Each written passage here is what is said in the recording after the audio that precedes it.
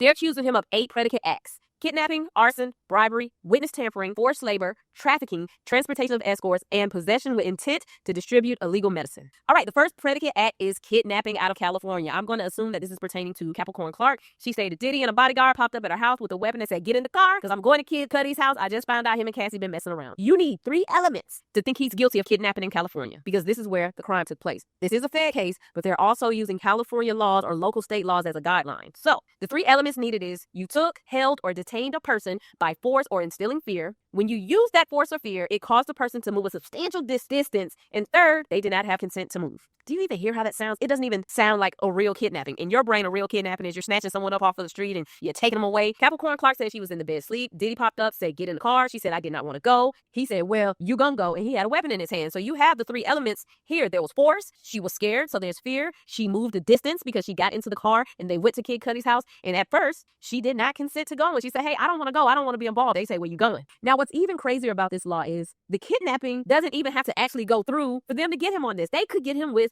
attempted kidnapping or aiding and abetting of kidnapping. But good luck for the prosecution. The kidnapping did go through because she got in the car and she was scared. They're also adding in kidnapping in New York. New York has different laws. If y'all remember, Capricorn Clark said they took her to this building, locked her in there. She couldn't leave, and she had to take a lie detector for 5 days straight. They brought her, put her in this old abandoned building, locked her inside, and she couldn't leave whenever she wanted to. The New York kidnapping is a little gray because she did admit that she consented to go every day because she was like, "Hey, I wanted to prove that I did not do this." They had pretty much accused her or had suspicion that when Diddy's $2 million worth of jewelry went missing, they wanted her to take a lie and take the test to see if she took it. And so she did consent to going there every single day, being locked in there to take that test. So I don't think they're going to get him on the New York kidnapping, but the California one is just like signed, sealed, and delivered. If you think Capricorn Clark is a reliable witness, which I think she was, you also have Cassie. Capricorn Clark was in the vehicle that night. Kid Cudi too, so I think they got him on that one.